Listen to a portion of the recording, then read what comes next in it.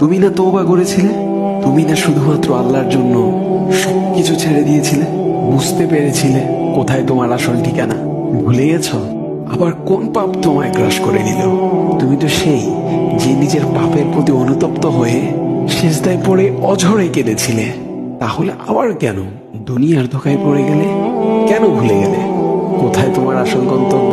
তুমি কি হার মেনে নিয়েছো নফসের কাছে? তুমি এত দুর্বল, ভুলে গেছো তুমি কার বান্দা? কে তোমার রব? তোমার রব তো সর্বশক্তিমান। সর্বশক্তিমানের বান্দা আবার কখনো দুর্বল হয় নাকি?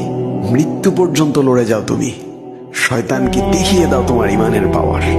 শয়তানের ধোকায় পড়ে অনেক পাপ করে ফেলেছো, তাই নিরাশ হয়ে গেছো তুমি, তাই না? তুমি কি জানো না তোমার রব কতটা মহান? তিনি তো তোমাকে ক্ষমা করার জন্য অপেক্ষা করছেন। তাই ফিরে আসো সেই রবের দুয়ারে, যার দুয়ার কখনো বন্ধ হয় না। ভিডিওটি ভালো লাগলে একটি শেয়ার করে দিবেন, হয়তোবা আপনার একটি শেয়ারও কারো হেদায়েতের উসিলা বনে যাবে।